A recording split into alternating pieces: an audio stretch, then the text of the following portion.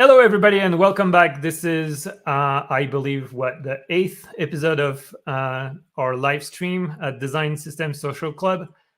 Today, I have with me Donnie. Hey, Donnie, how's it Hey, going? hey, what's up? Yeah, I'm good, and you? Doing great.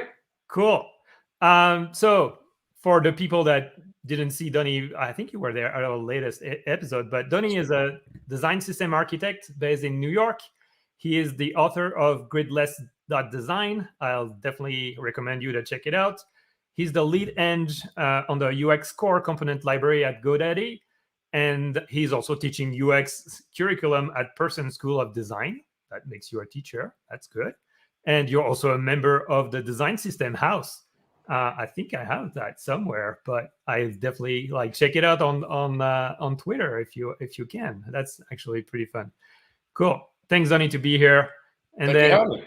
yeah, we also have Davey. Hey, Davey, how is it going? Good. How are y'all? Yeah, we're good. Davey is the design manager of the design system team for Disney Plus, Hulu, and Star Plus. So basically, he's kind of like our subject expert today because we're going to talk about supporting exotic. Wait, I need my two hands. Exotic platforms. So we probably have tons of questions for you today.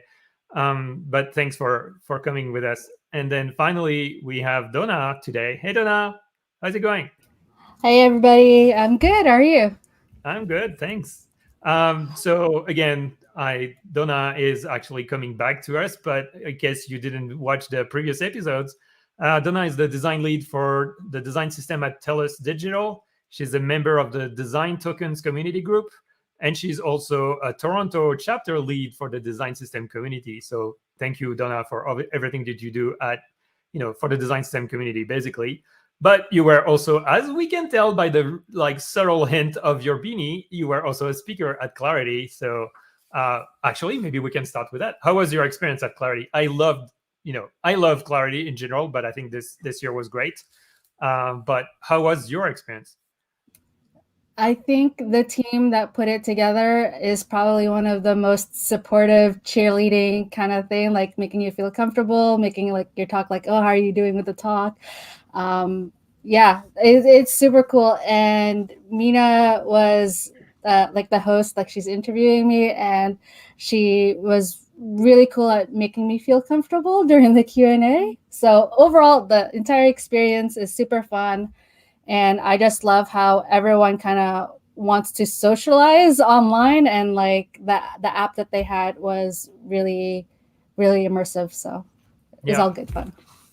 Yeah, I agree. It's funny because like at the end of Clarity, I feel like there was like two things for me. One that was really, really great is being able to switch back between like my mobile, like my smartphone and then my desktop when I needed to go away from my screen or something like that. The one thing that I really missed from the previous year is the opportunity to schedule like short one-on-one with people and network. Because I mean, the Hangout thing was, I guess, not for me for whatever reason. I didn't really, I didn't find it as interesting as being able to have like one-to-one. But it's probably me because like I in general prefer one-to-one over like meeting with a large group of people. But anyway, I think it was great. Donnie and Davey, I think both of you were also at Clarity, right? Yeah, that's right. Anything that you want to share? Your feedback, maybe your favorite talk? Go ahead, Davey. I have to remember who it was. Yeah, I think I think it started and ended with very important themes that are very, very topical in terms of like burnout, taking time for yourself, and I think it was that to me that was sort of like the theme of the whole thing. Is like Lauren had said like something that was really important, that given the right planning, there are no design system emergencies. So I think that taking a step back and taking her feedback on maybe even like taking Slack off my personal phone, for instance, I think has been like very helpful for me. Yeah, no, definitely. How about you, Donnie? Anything else? Yeah, I think Stephanie was talking about the form components and ended up talking about a lot of different things that were coming down the pipe in terms of like CSS properties and things like that.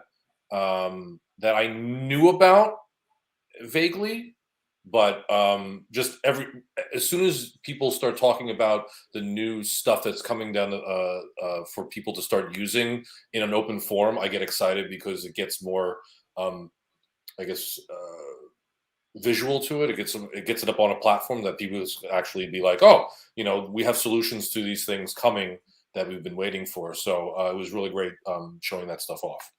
Yep. It was also maybe probably the most technical talk of the whole conference, I felt personally. Mm-hmm. Yeah. Cool. Great. Yeah. Well, I hope to see you all in person next year.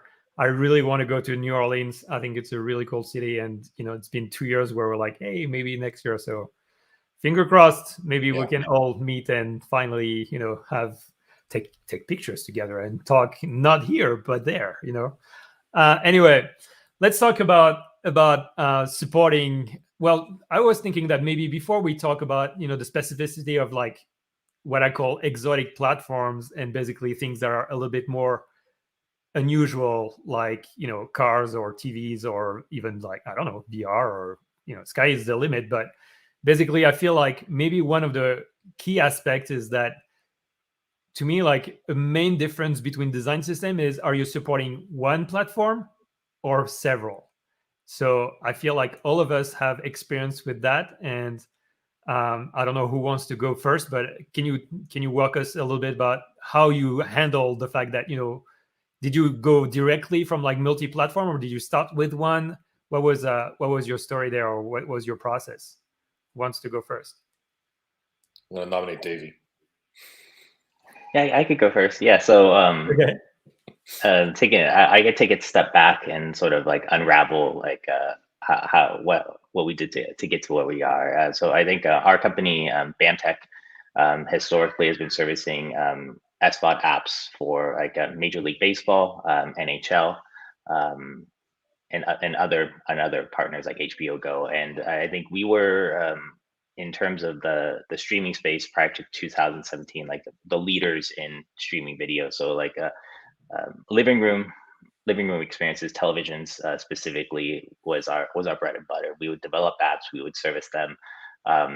In terms of design for them, how we sort of tackled that was we would generally design like a reference design. So this is the optimal, just to demystify everything, it's 1920 by 1080. That's the frame size, and that we're working with. So it's if you're thinking about 1440 for web, it's really just a super version of this. So when you think about developing a reference design, it greatly simplifies things to start, because then you're really trying to figure out then what are the deltas between low power platforms, high power platforms. I would say most of our designs are pretty consistent across there's 7 platform teams that we service. So I think that's one of the interesting things to talk about in this chat, like iOS, which also has tvOS. We have Android, which supports Fire TV, Android TV. We have UWP, which is Universal Windows Platform, I believe is the name, which supports Surface tablets, Xboxes, Windows. We have Roku. We have a category called browser-based devices, which are smart TVs. To demystify that one, it's a HTML5 in loaded on your TV.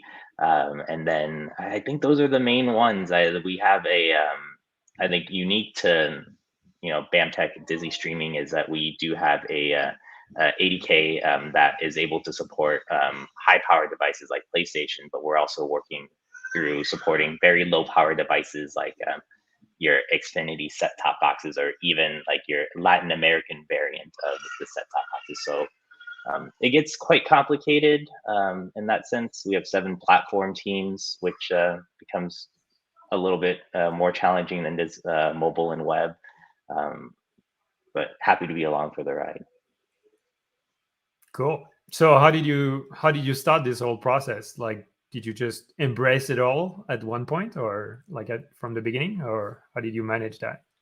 Yeah, I think for better or for worse, I think being a designer in the Bay Area, we do have a very Apple centric point of view. So if we were to design one one variant of each. We usually design like a prototypable tvOS experience. We develop a general iPad experience, a general iPhone experience, and our strategy for the mobile devices specifically is like we try to design for the lowest common denominator. So like when we started Disney Plus in 2017, we were designing for iPhone 8. That was our primary device, and we still sort of designed towards the smaller sizes, and we tried to use scaling factors to handle that. So we try to simplify it in that sense. And then I think designing for like with the idea of like the reference platforms help significantly. Okay. Interesting. Donna, what is your experience going? Like, did you go directly multi-platform, or did you start with just one? What is your experience there? Yeah. So I'll go. So in TELUS Digital, we're still kind of building out our multi-platform, multi-brand design system. And one of the things that we did was we kind of piloted what a cross-brand design system, like how can we theme it? How can we use design tokens to theme our component library? And so that's our first foray into multi-brand theming. And with that, we have, again, like our set like web experiences and like, does it work on the phone, on Android and iPhone kind of thing. So that's our first take. And what we're moving forward with is like, okay, we've established that we can do that. Our component library can achieve that. And now we're just building out the whole complement of components so that we can focus on our biggest brand, which is the TELUS brand. And as much as we want to like continue building for the other products that we have, the other brands that we have, we have to focus and prioritize, what we're our TELUS brand, because it achieves and applies to so many of our pages and our experiences and applications. And so that's what we're focused on right now. So not as much as what Dave has, but like that's what we're here to learn, right? Like how other people are doing it and then kind of take their lessons. Yeah, for sure. Donnie, do you want to tell us a little bit what is your experience there? Very little, actually. I'll be very honest. What I will say is that, from the GoDaddy perspective, most people know that we're working domains, which is very much web related. And our focus, generally speaking, is just web. We do have a mobile application as well. And admittedly, I'm not entirely sure what direction they've gone in terms of the design system, because, again, what I'm responsible for is specifically web. However, I know that we've also recently took on Point as a company. There's a POYNT. They do basically the competitor of Square. They do those point of purchase kind of kiosks that you're able to go ahead and put your credit card in and pay for things. So we recently acquired them as a company, and certainly that is a different device than web browser, and we've been doing some work in order to incorporate their device or their experience into ours, so we can provide the same kind of overall arching brand. But previously, I had conversations with some designers about having two different schools of thought. Where do you, and maybe this is a question for the group here, do you kind of go with your brand in terms of the ways that you provide an experience or the components of your experience, or do you go with what the platform provides? So the good example of this is like in iOS, the toggle switches in iOS are uniquely different from the ones that Android provides in its material design platform. So you can basically go with the platform, providing those toggle buttons as provided from UIKit and the like, or you could create your own toggle switches that are closer to your brand. And I always thought that it was, of course, easier on one side to just have everything look the same across the brand. But from a execution standpoint, from a developing standpoint, it sounds like it actually would be easier to use the components that are already embedded in UIKit or Yep. in those platforms.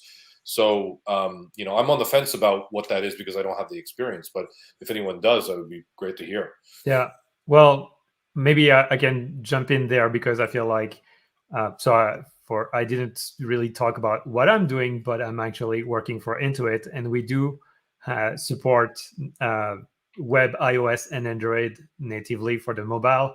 And it is a discussion, right? It's like, do you go with the platform or do you go with your brand?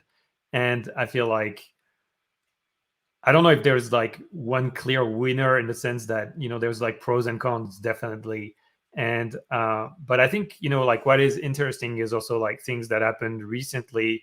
The fact that Google says it's dropping material design components on iOS in favor of Apple's UI kit, for example, right? This is exactly that. Even them start to think that actually it would make sense to go with the platform and not necessarily having exactly their experience, exported there.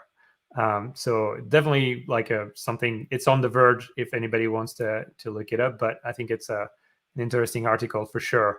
But yeah, I mean, I agree with you that it's interesting how like yeah, the intent of your design system team needs to be there, and it's probably actually broader than just the design system team. It's actually the design at large, like the design team broadly for your entire organization, and say, okay, where do we want to go exactly? And I feel like there's probably like a whole gray area where like, well, we're going to use our brand, but except for those occasions, right? And this is where it gets kind of like muddy because you're like, well, it depends, because yes, like there's like to me, like there's very iconic elements, UI elements that you like what would be the point of having like a switch the same way that in iOS and Android, for example, or the fact that there's even like things that are even trickier than that, because I know that the way you want to implement drop shadows in iOS and Android are vastly different. So you cannot really like I guess technically you can do anything, but there's like such a like a low ROI on like putting exactly what you wanted and not just use material drop shadows. Like those things are even like, who is going to notice, right? But I think it's interesting. So anyway, my take is, unfortunately, there's you're probably in this gray area where you want to protect your brand, but you also want to make sure that you have some kind of your brand, but in the Android platform, for example, or in the iOS platform. And how does that look? And probably override some of the elements of your your design language. But this is how I saw it personally, like in my experience. But I don't know, Donna or David, do you have another experience or something else that you tried? Yeah, I think our philosophy, I think, is similar. So I think the Disney Plus apps across, speaking towards like iOS and Android, they look very similar, but the nav bars are more native than not. So like they'll use native back or close buttons. There's more. I think there was a more of a sensitivity, like understanding like that. Some people do have Apple biases. Like we can't ship an Android app that looks like an Apple app. Like if we use the same patterns one to one. So and then I think there's also this alignment, like Donnie mentioned, just over time. So I think the tvOS app had a search bar that was very similar to the native Apple search bar, and I think just over time when we were developing the app, other living room platforms had a very similar ribbon search bar, but as tvOS has sort of evolved and they're utilizing the native search bars. We're looking at other solutions that are more platform specific that may work, like grid keyboards that are left aligned, for instance. Like that's a good one. That's like I think an Android TV pattern that's worked very well. So we're trying to leverage platform specific things when appropriate. Yep. Cool. So then my question for you, maybe probably Davey, is that because now that I'm thinking about it, like obviously the implementation is one thing, but also from the designer perspective, like do you get to have like, does it make sense for a designer to just touch any platform and any surfaces, or do they start to have like certain specialty, right? It's like, do you have like iOS designer in your organization? Like how do you make sense of that? Because I can see how it can be like a bottleneck on the other end, right? Yeah, I think we've looked at it. I think organizationally, even across brands. So like the Disney and Star are the same, similar, I would say, design team. Then we have Hulu as another design team. We are under the same umbrella. We support all three under hopefully one unified system. But we've had different ways of working on product design. So we've had points where we had different platform, I would say, like platform leads. So we have a living room platform lead that handles like in general, like living room. We have a mobile platform lead that does both iOS and Android.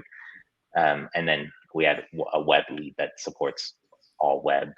We've since tried to, I think at least for Disney and Star, we moved a little bit more away from that, where designers are owning feature areas. So like if you were to handle like a home screen, for instance, you would then be tasked to do the home screen across all three. So I think the difficulty, obviously, like especially when I started here, was like no one really has a living room experience. I think in 2017, like when I started, now I would say it's still a little rare, but 4 years later, we have a slew of SVOD services with the word plus in them. We have 2 of them. So there is more experience, but we're looking for the design system to provide a starting point for you. So like if you were a web expert, or if you're likely a mobile expert, we have enough for you to get started on the living room side. We have templates, we have interaction patterns, we have like component libraries across all the brands. So we're really trying to get you in a major in one platform area, and then quickly try to get you to minor in the other 2. Interesting. I think it made a lot of sense. And I was just, as I was listening to you, it just made me think that, to me, like one of the main differences between a product designer and a system designer is that probably a product designer needs to know their audience very, very well.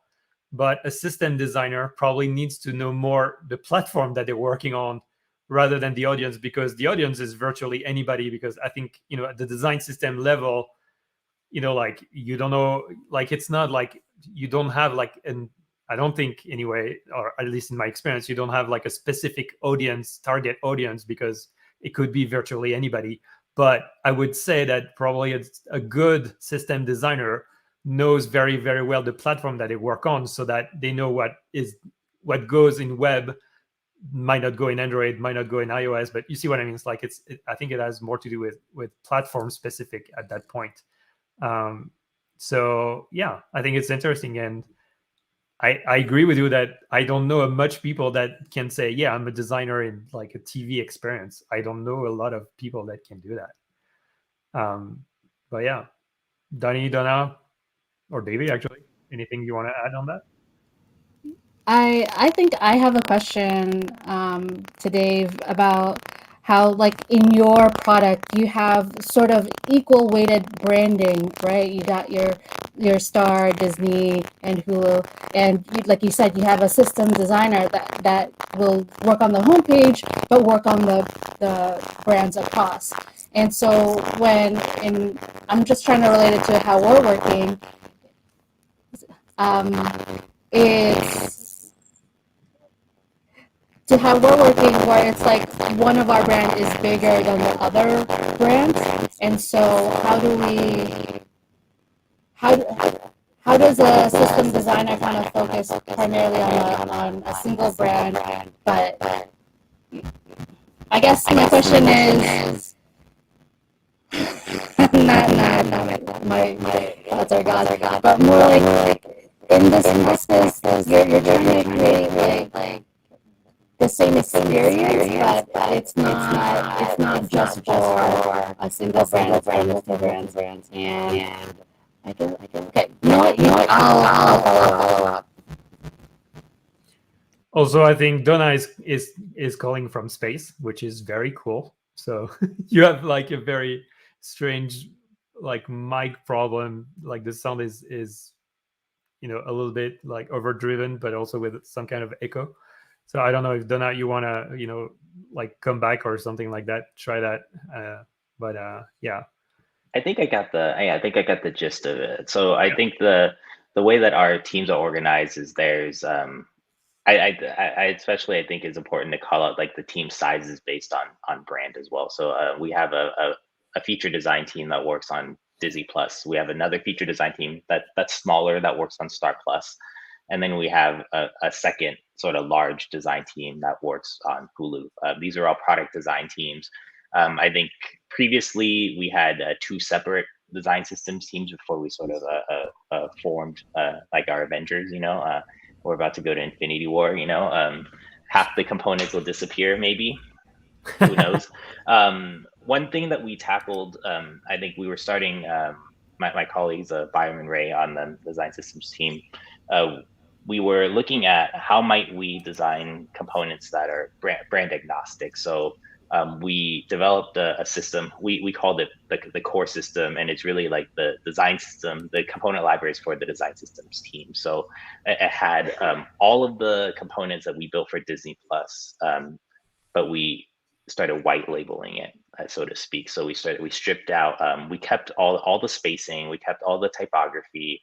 But we stripped out all the imagery. We stripped out anything that would denote that this may go to one specific brand. So the idea for this last year was like our brand was the blue brand, Star was the pink brand, and Hulu is the green brand. We wanted to make these components to flex between blue, pink, and green. And I think it sort of created this space where you'd be able to develop something in a very, very quick, almost wireframey. So like what I'm explaining sort of looks like a wireframe, sort of looks like this very quick things that you spec, but it's sort of like the foundation of all of our components. Everything is pixel perfect. We could hand off these like sort of beamless components, and then via design tokens and like type ramp tokens, we're able to beam all of these apps very quickly. So Yeah. I think across the different platforms, the design tokens is sort of like the glue that sort of ties everything together. Yeah. Well, I think you're touching on something that I wanted to talk about, because I feel like basically the main difference is also like when you go from one platform to N platform is introduction of design tokens, because I don't see really like how you can actually embrace it all if you're not having this kind of stuff. So can you tell us a little bit more? Because okay, maybe I can start, because at Intuit we basically have like 6 different themes, and then 3 platforms, and then light mode, dark mode, so that potentially gets you like 36 variations of anything. But I was just wondering if for you that means that you have like your 3 your 3 brands, but then times maybe more than 3 platform. Like how many do you have exactly? Or like maybe at a design token level, how many do you need to cover it all? I think in the primitive, like the primitive raw colors, like that could right now there's I think there could be like 100 right now, just in terms of like different shades and like a hue value, like HSL values and such. I think in time the primitives could be hundreds of values, and I think when we're talking about this 3-tier system, if the designers and engineers are really looking at like what is primary, what is secondary, whatever the primitive count is really not touched by them. So what we've tried to do was we've developed when we were developing Star Plus, we wanted to make sure that we had like as most succinct of a color ramp as possible. I think there was about, let's say, 11 values. So like the easiest way to think about it was like, don't add any more values. That's what engineering said. Don't add any more. I was like, okay, could we add one more? Okay, no problem. Don't add too many more. And then what we really tried to do was then develop look at look at the mood boards that the branding team was using, the visual designers were using, and then try to map those to primary, secondary, accent, utility. So it's really two flavors of the same ramp. I think where this gets a little bit complicated, which we haven't really like got back to, is Disney Plus has a kids theme. So it's a sub theme that also follows the same rules. Hulu doesn't have a kids theme. Star Plus says I have a kids theme, but you mentioned dark mode. I think we skirted around that conversation by having this Disney Plus in dark mode. So we won that one like before we even like started that. But Hulu, I think for some like organic marketing pages and then for tools, they do have a light and dark mode. So that's something that we're gonna want to support as a sub theme. Cool. So, but like to go back to, because I don't think I've got the answer of my question, but because you're like covering so much stuff, do you still have like some kind of categories, or like I'm guessing like living room experience can be anything, or do you have like subcategories in terms of platform at that level? Oh, I see what you mean. Yeah. So I think the two base ones that we have the most adoption on are type and color tokens. The spacing tokens, I think, are pretty consistent across web. On mobile, I think they're both using roughly like 4 pixel spacing units. On living room, when we surveyed the team like a year ago, it was a little bit of a mixed bag. So I think that we were trying to aim for something like 10 pixel spacing units. And I think the Hulu designers that we've been working with have advocated for a 3 pixel spacing unit, which, sounds odd, but the 3 multiplier allows you to support like 720, 1080 and 4K. So luckily 3 pixels are or 6 pixels rather. Like if you think about like a larger unit, you have some pretty good numbers there, like 24, 36, 64. So that's something that we're looking to try to wrap our heads around. So there are platform specific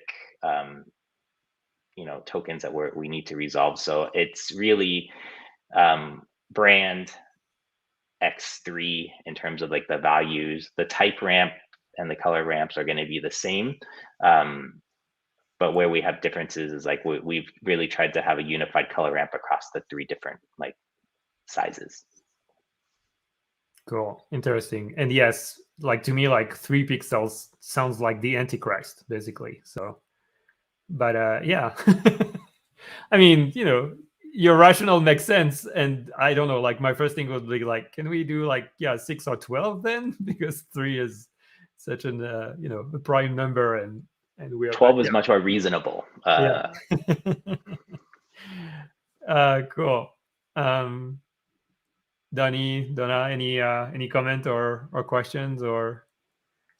The only thing I think I'll mention is since we're talking about design tokens a little bit, and it was a big topic for all the conferences this year over the last month and change, actually, just alone, is the idea of like David mentioned primitives, which I also use that term at my job as well for describing what color this thing is. Like red 500 is like a primitive. It's not supposed to change. It's supposed to be like whatever that's supposed to be. But applying another layer to the tokens where you can apply that color 500 to a place that represents like, I don't know, the danger button background, right? So you wouldn't apply red 500 directly to that button. You would apply it to like the critical button background.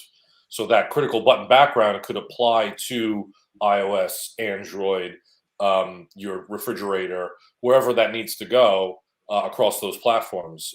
So the idea of that like semantic token that actually means something is a name that I've given as Intents, or actually I shouldn't say that I've given. I stole from my coworker at my last job and brought to GoDaddy. But the idea was that the token describes the intention. I intend to put the color of the critical button as this. I intend to make the text size of this large for a headline. I intend, et cetera, et cetera. So it's showing intention of a value to appear here, but it doesn't describe what that value ends up actually being. And that's, I think, the key in terms of trying to be, cross-platform, is to be kind of, unfortunately, ambiguous about what the value is going to be at the end. Kind of like what Davey was talking about was kind of like pseudo wireframe. It's like we have the structure of stuff and we have these locations where values will be applied, but we don't really know what those values are until you kind of like bring in those values. You bring in those primitives and you start matching up those primitives to those intents, what I was calling, to kind of create your theme. Either that theme being a new brand, either it being for dark mode, it could be for a new platform, it could be all of those things. As long as you've kind of wired all that stuff up correctly to the expectations, and that comes to the whole naming is hard thing that we all do every day. Yeah, for sure. And here's an idea that I pitched before, because to me, like, in the different tier or level of abstraction that you can have in your design tokens, like themes or brand or what have you is like one level, platform is another one, but I also can think, like at the component level, obviously, I mean, light mode, dark mode is potentially another one, or actually could be a lot of like the context of your your component. Here's another one for you that I think is going to come one day, is locale. Because as you mentioned, like your alert or something like that, like if you want to reference a color for alert, chances are that it's actually cultural. And so maybe, like it needs to be read in some places, but it doesn't, like it needs to not be read in others. And so I can see how this... For that.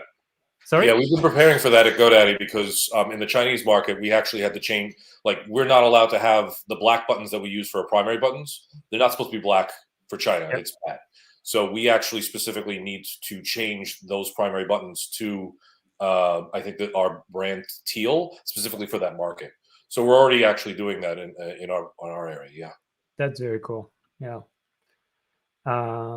Yeah, maybe I know Donna would love to have, maybe our next episode would be on tokens, and I know she won't. she would love that. But yeah, I think it's definitely an interesting concept. But to go back to our topic, I think that design token is probably a must-have if you have multi-platform, and especially very specific platform, because I feel like it can drastically... I can see how like semantics tokens can still be valid across the board, but then you basically need to override them depending on the context. I mean, at least that's how I think about it. Anybody here has like a different view or something to add to that?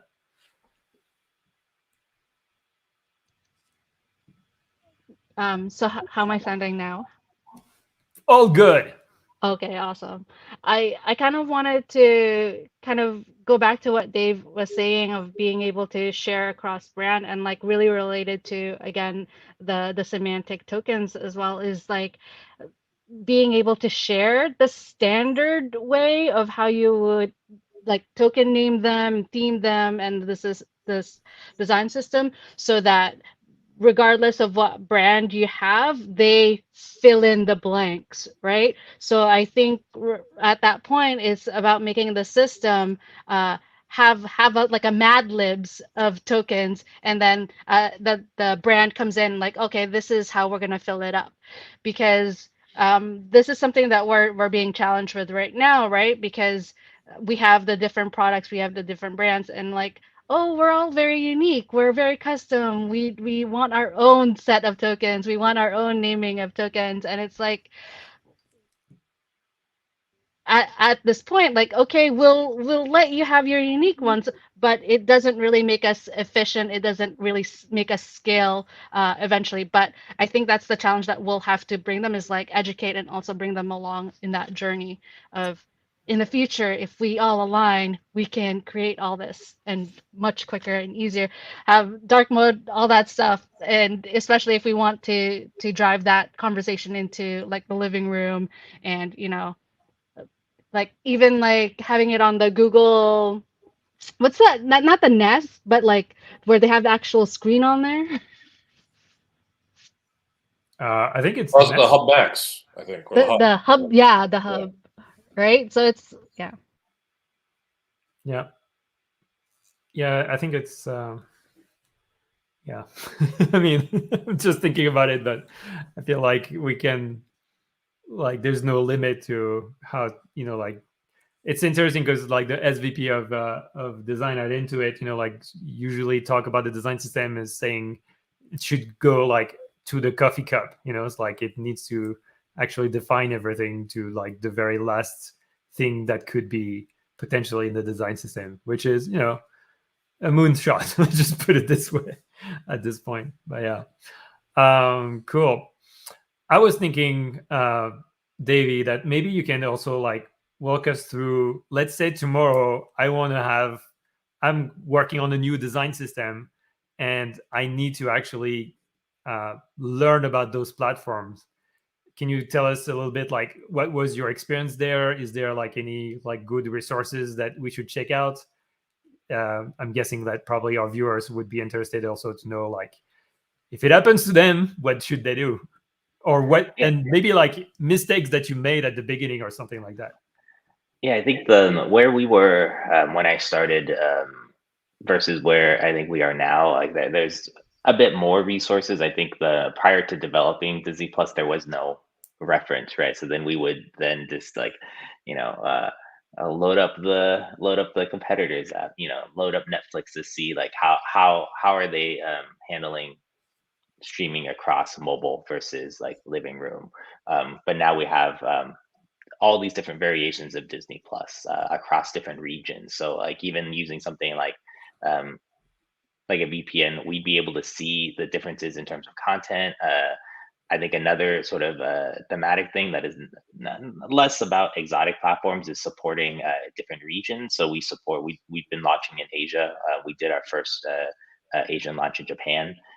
So not only are we supporting Avenir for English and then Latin languages, we have 4 additional typefaces that I think once we started unifying the type ramp across all platforms, having those foundational type tokens allowed us to get there.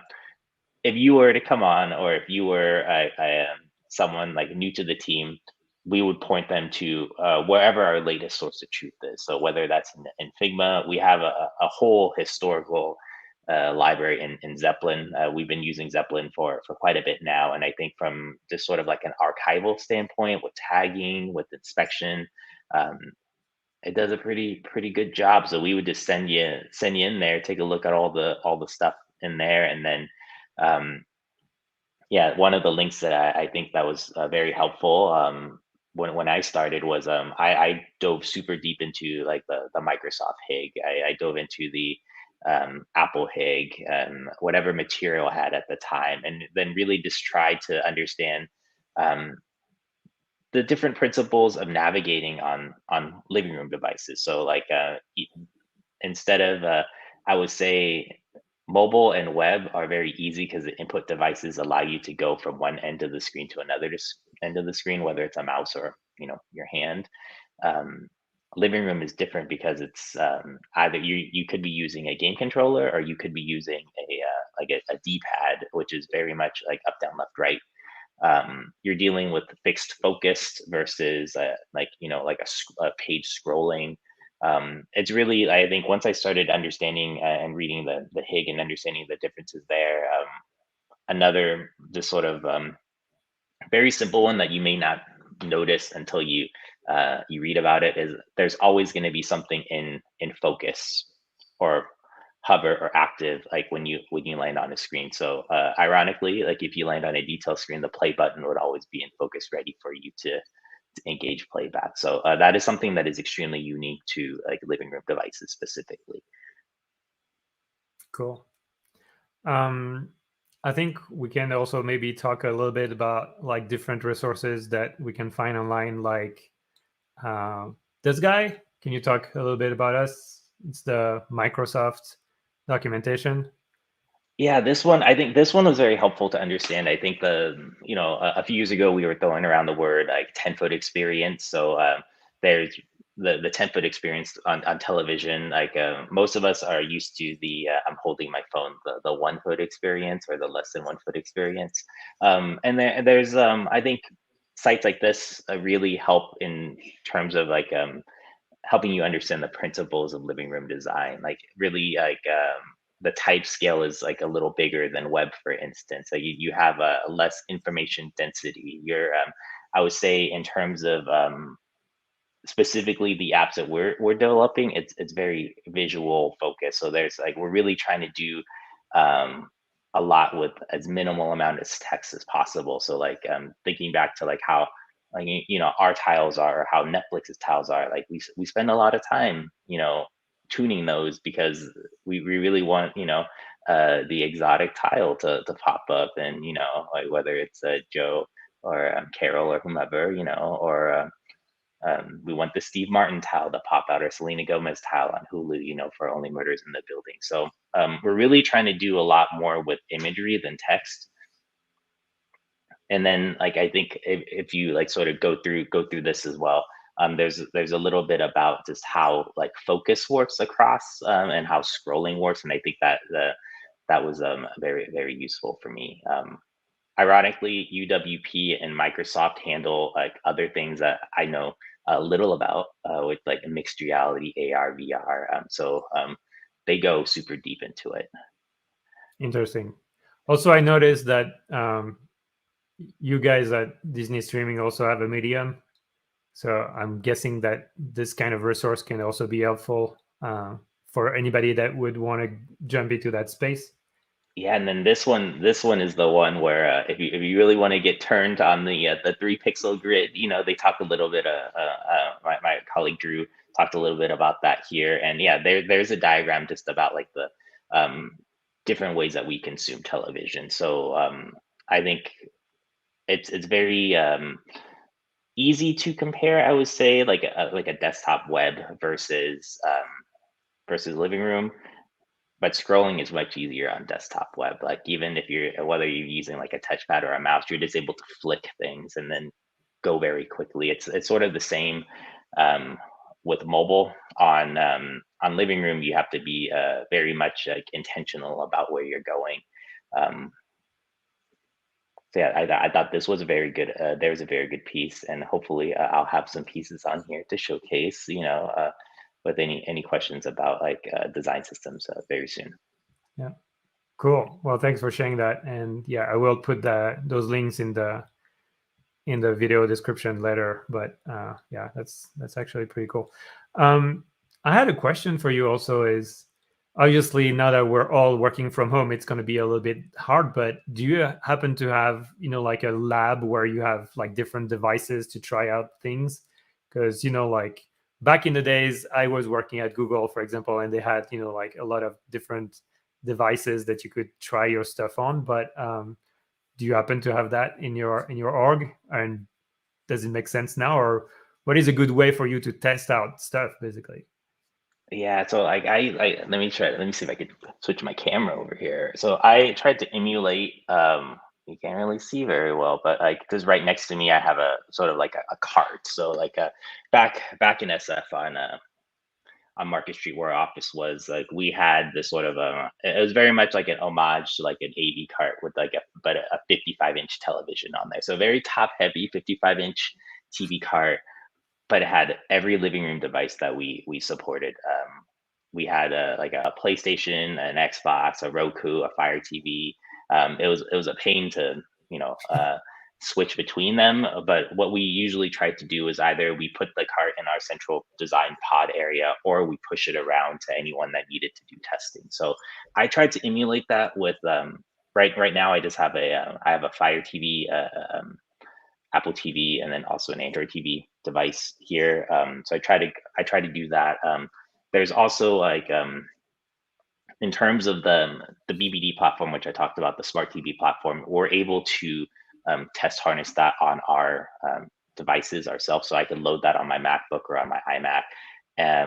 it is, I would say it's not a one-to-one experience because our computers are way faster than some of the chips that are on these TVs, but Mhm. you get to use your arrow keys to sort of thumb through and then inspect and prototype and that sort of stuff.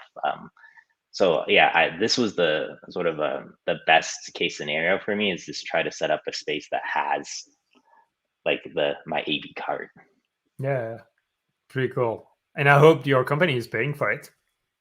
Oh yeah, this is all company material, from all areas. And I think one thing to call out that one of the Apple engineers that I partner with mentioned is like, while we try to get we love high-end televisions, we love OLED displays, but the normal person may not buy like a $2,000 television. So we really try to aim for, like, my television's like a medium tier.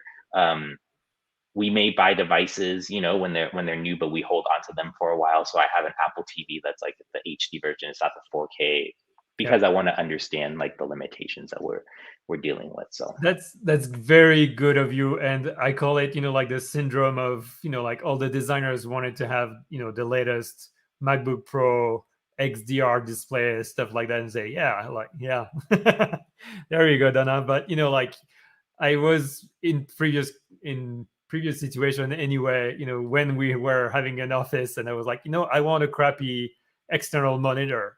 I want, like the standard, like thing that anybody will have in their home or something like that, because I want to test out. Because obviously, like you have your visual designer that is all about, that particular shade of drop shadow or something like that. You're like, yeah, nobody will see it, but cool, so I think it's even more critical in a space where you have very specific platforms to support. And obviously we're I think it's probably also like a problem that is very Silicon Valley but like having the greatest and latest hardware compared to like the rest of the world, I think is sometimes is a little bit how can I say that, restrain your vision and your awareness of who are your users, basically. yeah, there's a scenario, I think, where if we think about, the typical, I would say, American consumer, like if they're looking to buy a TV, they may not just go and buy that OLED TV. They may just end up going to a Costco or a Best Buy and buying something that, has some decent reviews. And I think when we were developing Disney Plus, I think we got super hyped onto getting like 4K monitors that are super dense, like shows everything great, like our gradients that we hand tuned with easing plugins look amazing. They look amazing on Apple TV. And then I think once we started loading some of these onto like some of these HTML5 like smart TV apps, then you start seeing some banding. You're like, what's going on there? Like, what?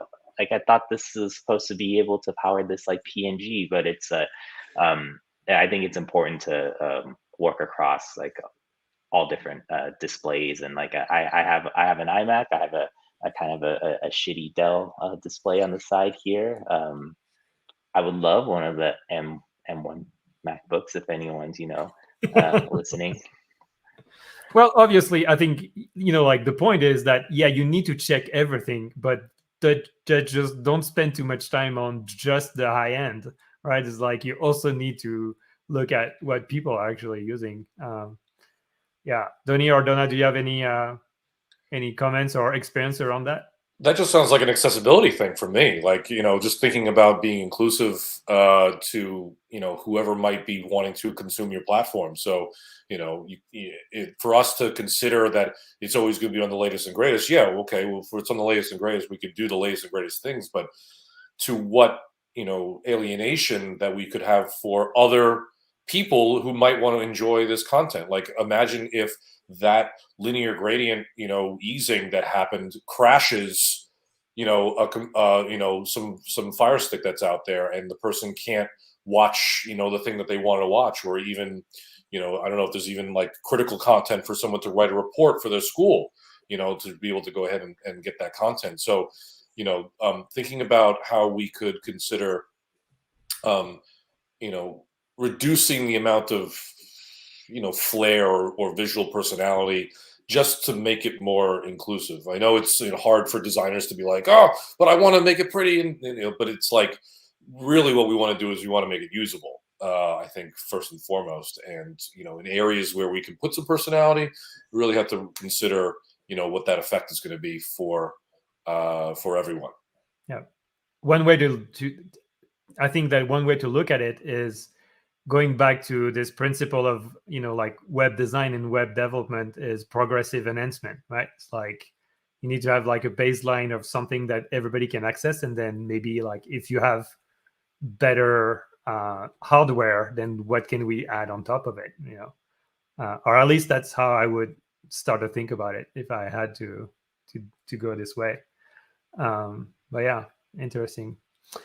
Well, that was, like we're basically almost at the hour. So David, so first of all, thanks for sharing all of your experience. But is there something that we didn't touch that you think is important to talk about in your work, in your line of work, that we missed, or because we don't know what we're talking about? Yeah, I think the inclusivity thing, I think is very important. I think the understanding that we do, we are headquartered in United States, but we have Disney Plus in we have Star Plus in Latin America. We have Disney Plus variants in Asia, and even specifically thinking about countries like India, connectivity is different there. Like they're buying data to stream our app, which is something I think being American, with our gigabit, like we don't understand that sometimes things may not load like we expect them to, and I think doing some more prototyping on understanding like how we could get like our prime objective is for you to play video. I think everything outside of that, whether it's like animation or like borders on our buttons, shadows, elevations, easing. I think that is like an additive of progressive enhancement experience. Like I try to stay away from the word like low end and high end, and versus like using words like high power, low power. How might we develop an app that is like the lowest power as possible? Say like maybe like on a Raspberry Pi that could still get you to stream video and like bring joy, to you and your family. For sure. Cool. Anybody has maybe like a last comment or something like that before we wrap it up? All good? I'm taking furious notes because this is all great. Definitely. Well, you can watch it again, right? Drop the link. Yeah, it's like your amazing talk at Clarity. Now we can watch it again, so that's very good, and we'll definitely take advantage of that in the coming days. Anyway, well, thanks so much, all of you, Donnie, Donna, and especially David, to come and talk to us today. That was really cool. And until next time, as usual, stay fresh, cheese bags. See ya.